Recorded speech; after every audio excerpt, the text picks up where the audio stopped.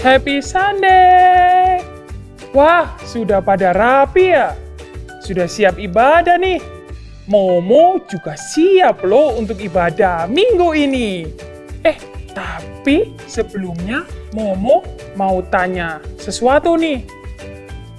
Kalian pernah nggak ya mengucapkan kata terima kasih? Pernah nggak? Wah, pernah ya? Good job! Hari ini Momo akan mengajak kita semua sama-sama belajar mengucapkan kata terima kasih. Tapi terima kasihnya dari berbagai bahasa negara-negara yang ada di dunia. Ayo sama-sama ucapkan terima kasih. Wah, kurang keras. Sekali lagi ya. Terima kasih. Wah, mantap. Lalu selanjutnya kita hitung bersama ya. Tapi nanti Momo akan ngomong dulu, setelah itu kalian ikutin ya. Siap? Siap? 1, 2, 3. Oke, yang pertama adalah terima kasih dalam bahasa Inggris. Thank you. Ayo ikutin. Thank you. Wah, good. Yuk, yang kedua ya. Terima kasih dalam bahasa Korea. Siapa nih yang pernah ke Korea? Momo belum pernah. Yuk, kita belajar dulu aja bahasanya. 감사합니다. 감사합니다. Yeay! Yang ketiga, kita akan belajar dari bahasa Jerman. Ada yang pernah ke Jerman nggak? Wah, ada ya? Wah, kalau gitu yang keras ya. Danke. Danke. Wah, kalian semua pintar. Oke, selanjutnya dalam bahasa China. Ini biasanya kita sering menyebutnya, benar nggak? Apalagi kalau setelah kita terima angpao. Yuk, sama-sama. Xie. Wah, kalian kayaknya lebih jago nih kalau ngomong yang ini. Oke, selanjutnya bahasa Spanyol. Wah, Momo berharap Momo bisa ke Spanyol loh. Nanti kalau Momo ke Spanyol, aku bisa ajak adik-adik semuanya. Aku bisa ajak kalian semua. Yuk, kita belajar bahasa terima kasih dari Spanyol. Gracias. Gracias.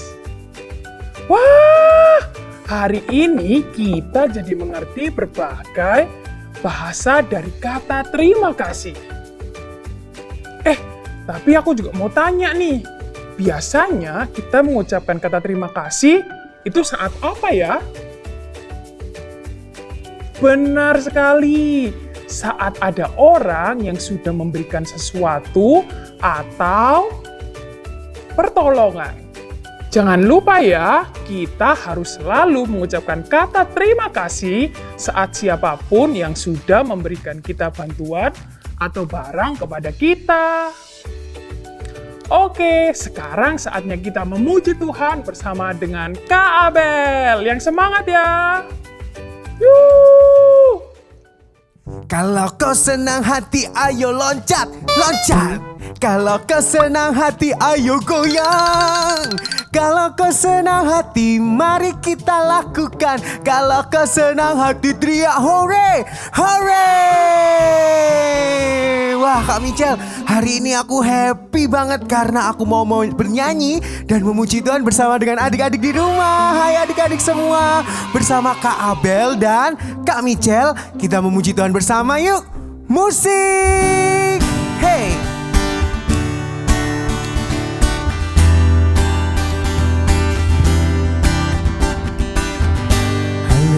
aku memuji-Mu Tuhan, karena kasih-Mu tak berkesudahan. Biar yang bernafas memuji Sang Raja, di atas gunung dan di dalam samudra. Tanganku ku angkat padamu, mensyukuri rahmat yang Kau beri. Kakiku melompat bagimu, sebab rahmat-Mu baru setiap pagi. Sama-sama. Bersyukurlah kepada Tuhan, sebab Ia baik, sebab Ia baik. Bahwasannya untuk selamanya, kasih setianya, kasih setianya. Na na na na na na, na na na na na na, na na na na na na na. Sekali lagi pujikan. Na na na na na na, na na na na na na, na na na na na na na. Haleluya, ku memuji-Mu Tuhan, karena kasih-Mu tak berkesudahan. Biar yang bernafas memuji Sang Raja, di atas gunung dan di dalam samudra. Tanganku ku angkat padamu, mensyukuri rahmat yang Kau beri. Kakiku melompat bagimu, sebab rahmat-Mu baru setiap pagi. Sama-sama semuanya. Bersyukurlah kepada Tuhan, sebab Ia baik, sebab Ia baik. Bahwasannya untuk selamanya, kasih setianya, kasih setianya. Bersyukurlah kepada Tuhan, sebab Ia baik, sebab Ia baik. Bahwasannya untuk selamanya, kasih setianya, kasih setianya. Bersyukurlah kepada Tuhan, sebab Ia baik, sebab Ia baik. Bahwasannya untuk selamanya, kasih setianya, kasih setianya. Na na na na na na, na na na na na na, na na na na na na na. Sekali lagi lebih semangat ya. Na na na na na na, na na na na na na, na na na na na na na. Yeah, tepuk tangan buat Tuhan kita. Wah, Kak Michel, kita tadi sudah memuji Tuhan, bersyukur kepada Tuhan karena Tuhan itu baik, baik buat kita semua. Wah, tapi lebih daripada itu semua, kebaikan Tuhan itu saat Tuhan memilih kita menjadi miliknya. Kita ini menjadi kesayangannya, Kak Michel. Wah, adik-adik di rumah, pujian yang akan kita nyanyikan biarlah menjadi ucapan syukur kita, untuk menjadi doa kita bahwa Tuhan itu baik buat kita. Mari sama-sama kita pujikan dengan ucapan syukur kita. Terima kasih Tuhan.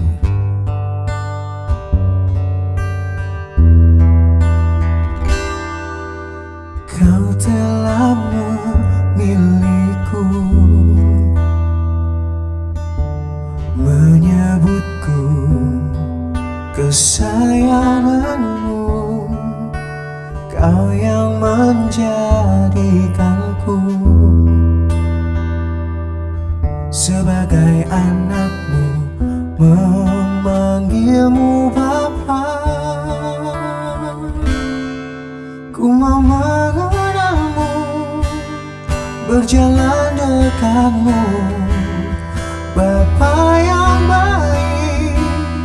Di setiap waktu ku angkat tanganku, menyembahmu selalu.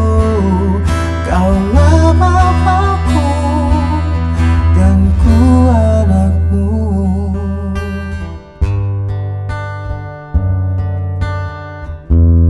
Kita pujikan dengan segenap hati kita ya teman-teman.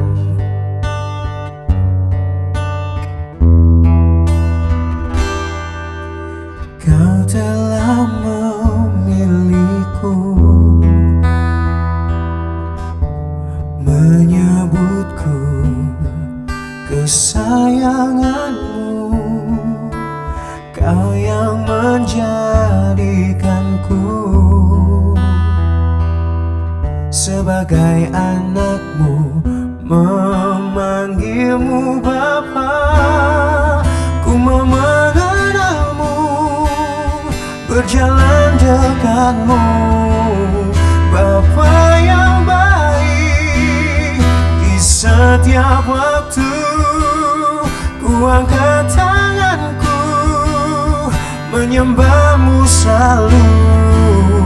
Kaulah Bapakku dan ku anakmu. Ku mau mengenalmu, berjalan dekatmu, Bapa yang baik. Di setiap waktu ku angkat tanganku, menyembahmu selalu. Kaulah Bapakku dan ku anakmu.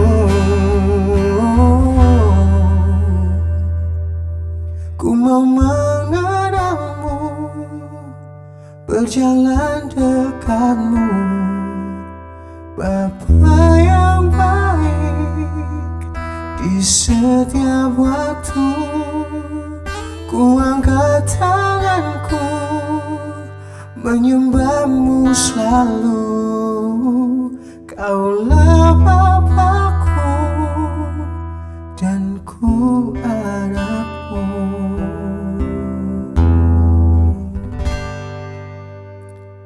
Bapa, kami bersyukur Tuhan karena Engkau menjadikan kami kesayangan-Mu Tuhan. Engkau menjadikan kami anak-anak-Mu Tuhan. Itu yang terbaik Tuhan bagi kami Tuhan. Biarlah saat kami tahu Tuhan bahwa kami ini milik-Mu Tuhan, kami bisa menjadi anak yang taat kepadamu Tuhan. Kami bisa menjadi anak yang selalu bersyukur kepadamu Tuhan. Bapa, sebentar kami mau mendengarkan firman-Mu, ajar kami untuk bisa duduk tenang, bisa fokus saat mendengarkan firman-Mu Tuhan. Terima kasih Tuhan Yesus, hanya di dalam nama Tuhan Yesus kami berdoa. Amin. Selamat mendengarkan firman Tuhan. Halo, ketemu lagi sama Momo. Kalian masih ingat kan saat kita tadi bersama-sama belajar kata terima kasih dari berbagai bahasa? Wah, good job! Momo mau tanya nih, kalian pernah nggak sakit cacar? Seperti di gambar ini nih. Kalau kalian pernah sakit cacar, apakah saat itu kalian boleh pergi ke sekolah? Atau bahkan kalian pergi main-main di luar rumah? Atau mainnya sama teman-teman? Momo yakin kalian semua pasti nggak boleh. Kalian harus selalu tinggal di rumah saat sakit cacar. Kenapa, yuk? Iya, benar sekali. Karena penyakit cacar sangat menular. Penyakit cacar itu disebabkan oleh virus. Firman Tuhan hari ini akan membahas tentang 10 orang yang memiliki penyakit menular, yaitu kusta. Penyakit ini lebih buruk loh dari cacar. Dan nanti juga ada hubungannya dengan terima kasih. Apakah itu? Momo akan minta Kak Rizka untuk menjelaskan. Ayo kita semua menyimak ya. Adik-adik, kita siapkan Alkitabnya ya. Alkitab, Alkitab, bukunya Tuhan. Alkitab, Alkitab, buku kesayangan. Ku punya Alkitab, ku punya Alkitab. Ini firman Tuhan, ini Alkitabku. Ayo kita sama-sama baca firman Tuhan hari ini di Lukas 17 ayat 11 sampai 19. Garis kau ulangi ya, di Lukas 17 ayat 11 sampai 19. Kak Rizka akan bacakan buat adik-adik semuanya. ke-10 orang kusta. Dalam perjalanannya ke Yerusalem, Yesus menyusur perbatasan Samaria dan Galilea. Ketika ia memasuki suatu desa, datanglah 10 orang kusta menemui dia. Mereka tinggal berdiri agak jauh dan berteriak, "Yesus, Guru, kasihanilah kami." Lalu ia memandang mereka dan berkata, "Pergilah, perlihatkanlah dirimu kepada imam-imam." Dan sementara mereka di tengah jalan, mereka menjadi tahir. Seorang dari mereka ketika melihat bahwa ia telah sembuh, kembali sambil memuliakan Allah dengan suara nyaring. Lalu tersungkur di depan kaki Yesus dan mengucap syukur kepadanya. Orang itu adalah seorang Samaria. Lalu Yesus berkata, "Bukankah ke-10 orang tadi semuanya itu telah menjadi tahir? Di manakah yang 9 orang itu? Tidak adakah di antara mereka yang kembali untuk memuliakan Allah selain daripada orang asing ini?" Lalu ia berkata kepada orang itu, "Berdirilah dan pergilah, imanmu telah menyelamatkan engkau." Amin. Bagian Alkitab hari ini menceritakan tentang 10 orang yang berpenyakit kusta. Saat ini sudah ada obatnya untuk menyembuhkan orang yang terkena kusta. Tapi di zaman itu belum ada obatnya, sehingga orang kusta sangat menderita dan akhirnya mati. Hanya Allah yang bisa menyembuhkan orang kusta dengan mukjizat. Yang lebih parahnya, orang kusta harus meninggalkan keluarga mereka dan tinggal di tempat yang jauh. Karena ini dilakukan supaya orang lain tidak tertular. Penyakit kusta adalah penyakit yang sangat menular. Untuk memastikan tidak ada orang yang mendekati mereka secara tidak sengaja, maka mereka harus memakai pakaian compang-camping, dan kalau ada orang yang mendekati, mereka harus berteriak, "Najis! Najis!" Sungguh menyedihkan, bukan? Suatu hari, mereka mendengar sebuah berita bahwa ada seseorang yang bernama Yesus. Yesus yang bisa menyembuhkan orang kusta. Saat itu, pasti di dalam hati mereka muncul harapan bahwa mereka bisa berjumpa dengan Yesus. Dan mereka dapat mengalami kesembuhan. Mereka pasti berharap setiap saat untuk dapat bertemu dengan Yesus. Mereka menantikan Yesus. Dan suatu hari, harapan itu jadi kenyataan. Mereka melihat sekelompok orang di kejauhan yang berjalan menuju mereka. Mereka tidak bisa mendekatinya karena mereka sakit kusta. Padahal dialah satu-satunya harapan mereka. Apa yang dilakukan oleh mereka? Ternyata mereka berteriak dengan keras, "Yesus, Guru, kasihanilah kami." Waktu Yesus melihat orang-orang berpakaian compang-camping itu, hatinya dipenuhi belas kasihan. Karena mereka sakit, sedih, dan kesepian. Dengan segera Yesus berkata, "Pergilah, perlihatkanlah dirimu kepada imam-imam." Mengapa Yesus berkata demikian? Karena pada zaman itu Allah memberi imam-imam tugas untuk menyatakan apakah orang kusta sudah sembuh dan boleh pulang ke rumah mereka. Lalu setelah itu, apakah mereka taat dengan perkataan Yesus? Tentu saja. Setelah mendengar perkataan Yesus, mereka melangkah dan segera berlari ke kota untuk bertemu dengan para imam. Tahukah kalian, Alkitab mencatat bahwa mereka menjadi sembuh saat mereka berada di tengah perjalanan menuju imam-imam. Itu artinya mereka mentaati Tuhan. Mereka mentaati Tuhan Yesus sebelum mereka sembuh.